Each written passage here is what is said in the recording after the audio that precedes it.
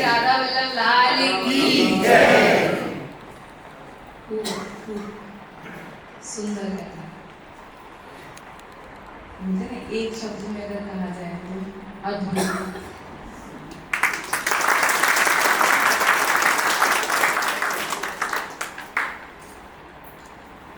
महाराष्ट्र में वैसे तो सभी का खूब अच्छे से धन्यवाद अभिनंदन प्रकट किया।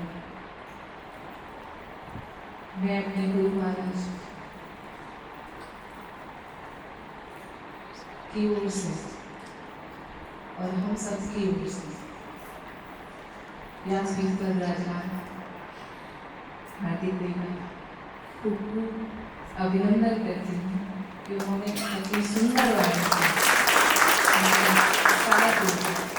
इतनी सुंदर कथा उन्होंने बताया। अद्भुत अनुपम कथा का श्रवण कराया। मैं जिस दिन आई थी उस दिन भी मैंने बताया था कि परंपरा जो हम लेके चल रहे हैं, मैं श्री जी के चरणों में यही प्रार्थना करती हूँ कि सभी बच्चे अपने अपने परिवारों की परंपरा को इसी तरह से आगे बढ़ाएं जिस तरह से हार्दिक जी बढ़ा रहे हैं, झलक में बढ़ा रहे हैं। और मैं तो अपने आप को बहुत अभाग्यशाली समझती हूँ कि मैं आज यहाँ पे श्री राधा वल्लभ संप्रदाय के प्रतिनिधि या अपने महाराष्ट्र के प्रतिनिधि के रूप में आज यहाँ विराजमान हूँ। उसके लिए मैंने कल भी बोला था मैं सक्षम नहीं हूँ, और ये सिर्फ मेरी करुणा में प्राण प्यारी श्री राधा रानी की कृपा ही है जो आज मैं यहाँ हूँ। एक और बात कहना चाहती हूँ कि कल जब मैं वहाँ बैठी थी तो कल तो उन्होंने ऊपर व्यवस्था करी, लेकिन आज के लिए आज जहाँ आपने मेरी व्यवस्था करी है उसके लिए बहुत बहुत धन्यवाद, क्योंकि मैं श्री जी के सन्मुख ही हमेशा रहना चाहती हूँ। आज मेरी श्री जी मेरे सन्मुख थी तो मुझे ज़्यादा आनंद आया। कल मैं वहाँ थी तो मुझे बार बार ऐसे तो मैं तो चाहती हूँ कि श्री जी मुझे हमेशा अपने सन्मुख ही रखें, अपने चरणों में रखें। मुझे उन तक पहुँचने का तो कोई सवाल ही नहीं है वहाँ तक, पर बस मुझे अपने सन्मुख रखें, अपने चरणों की नज़र मुझे देते हैं, बस इतना कहती हूँ। तो उसके लिए बहुत बहुत धन्यवाद कि आज आपने मुझे यहाँ व्यासपीठ के सम्मुख विराजमान किया।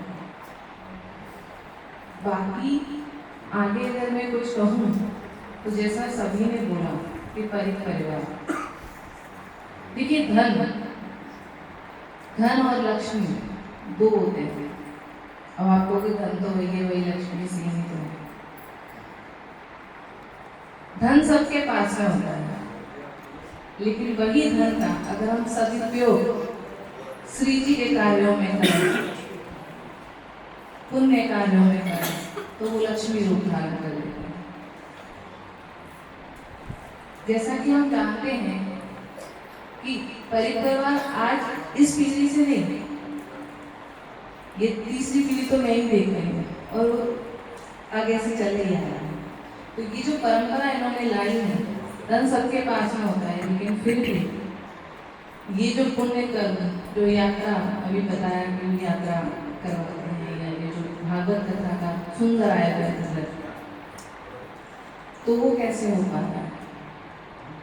वो श्री जी की कृपा से।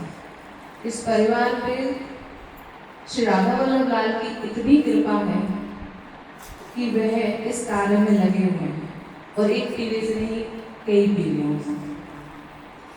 अगर मैं श्री श्याम सुंदर प्रेम या मधुबा का नाम लूँ तो उनमें भी उतना ही भाव था श्री राधा वल्लभ के प्रति। राकेश भाई की अगर मैं बात करूँ तो अभी यहाँ आने से पहले ही मेरी जयश्री से बात हो रही थी, तो राकेश भाई का ऐसा था कि जब भी ठाकुर जी के नाम की बात आए या ठाकुर जी के कार्य की या कोई भी पुण्य कर्म की बात आए, वो कभी पॉकेट नहीं देखते थे अपने। उनका मन इतना विशाल था कि वो ये नहीं देखेंगे कि किसमें कितना ज्यादा है, क्योंकि उनके ऊपर श्री जी की इतनी कृपा थी कि बस करना है। और उनको अटूट विश्वास भी था अपने राधा रानी पे कि जो भी कार्य वो लेंगे वो अच्छे से पूर्ण होगा। तो ये पूरे परिवार, इनका ही नहीं, अगर मैं ये चारों भाई, आप घनश्याम भाई की बात कर रहे हैं, रक्षित भाई यहाँ बैठे हैं, बेला बहन, मतलब हर एक मित्तल भाई, मदन भाई, ये पूरा परिवार, इन पे श्री जी की इतनी कृपा है कि ये कभी भी कोई भी कार्य में, इनके यहाँ शादी हो, कुछ भी हो, ठाकुर जी को भूलते नहीं, और इसीलिए श्री जी की कृपा इन पे बरस रही है। ये खुद तो वो आनंद ले ही रहे हैं और हम सबको भी ये आनंद प्रदान कर रहे हैं। हम बहुत भाग्यशाली हैं कि आज हमने यहाँ पे श्रीमद् भागवत का सुंदर 7 दिन तक हम श्रवण कर रहे हैं। आप सबसे मेरा निवेदन ये है कि जब कभी भी आप कथा श्रवण करें, आज हमने 7 दिन तक अलग अलग पात्रों के बारे में, ठाकुर जी की अलग अलग लीलाओं के बारे में जाना। वो सब लीलाएं हमें कुछ न कुछ सिखाती हैं। अब मैं ये नहीं कहूँगी आपसे कि आपने जितना 7 दिन में सीखा वो सब, क्योंकि हम साधारण मनुष्य, वो भगवान है, तो हम ज़्यादा तो नहीं, पर अगर इस भागवत कथा से आप कोई एक वस्तु भी अगर आप अपने आचरण में ले आए, तो यकीन मानिए कि हमारी ये भागवत सप्ताह सफल हो। क्योंकि जब हम कथा सुनते हैं, अभी जैसे आप अभी आनंद ले रहे थे, और जब सब भाव विभोर हो गए आनंद में, किसी को कुछ मेरे हिसाब से बेला बहन के पैर में इतना है कि वो नीचे बैठ भी नहीं सकते हैं और वो नाच रहे थे। और भी सबको कुछ ना कुछ प्रॉब्लम है, लेकिन फिर भी भाव विभोर होकर नाच रहे थे। तो ये जो आनंद है वो यहाँ तक सीमित ना रहे कि बस यहाँ से बाहर निकले और वो खत्म हो गया। उस आनंद को, या जो भी सीख आपने 7 दिनों में, कोई भी जो भी आपको अच्छा लगा हो कि वहाँ पे राधा रानी का, प्रभु की ये लीला या गोपियों का लीला, जो भी आपको ऐसा लगा हो कि ये मेरे जीवन में इसकी कमी है, उसको आप अपने जीवन में उसका आचरण करें। सिर्फ सुन के और फिर घर चले जाएं और फिर हम उसी में करें, तो फिर ये 7 दिन कथा सुनने का कोई नहीं। एक वस्तु आप अपने साथ लेके जाएं कि हाँ, इस कथा में हमने ये सीखा है, और जीवन भर हम अपने आचरण में उस वस्तु को अपने साथ रखेंगे। ये मेरा आप सबसे निवेदन है। और जब भी कथा सुने, आज जैसे साक्षी जी ने बताया था, जब महाराज हो रहा था, जब राज का प्रारंभ हुआ तो उन्होंने बोला कृष्ण को देखना है तो आप अपनी आंखें बंद कर लीजिए। तो कृष्ण को देखना है तो आंख बंद कर लीजिए। देखिए, कथा जब भी श्रवण करें तो अपने कानों से नहीं, आप अपनी आंखों से ही श्रवण करें, क्योंकि असली कथा वही है जो आप अपनी आंखों से श्रवण करें। कि जो भी व्यासपीठ पर बैठे हैं और जो बता रहे हैं, अगर वो आपकी आंखों के सामने नहीं है तो वो कथा नहीं है। और मेरे हिसाब से यहाँ सभी को जितनी भी कथाएं व्यास जी ने हमें सुनाई हैं, वो सारी कथाएं शायद आपने अपनी आंखों से ही सुनी होंगी। सुनिए या नहीं? बोलिए जय जय श्री राधे। मतलब आपने सुनी है, क्योंकि कानों से जो सुना जाता है वो इस कान से निकल जाता है, लेकिन आंखों से जब हम जो देखते हैं तो वो आंखों में बस जाता है।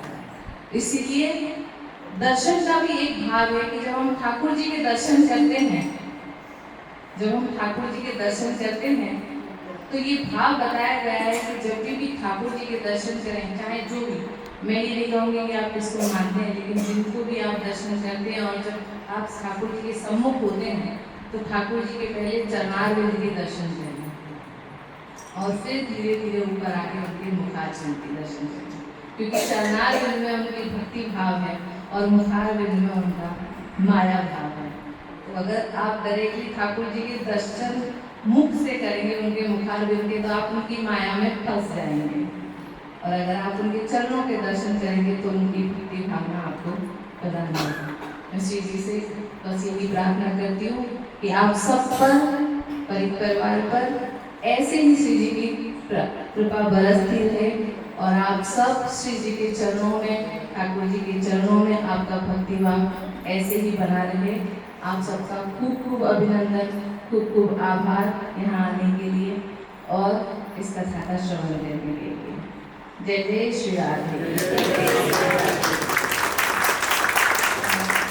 मैं व्यास जी महाराज का अभिवादन करना चाहती हूँ।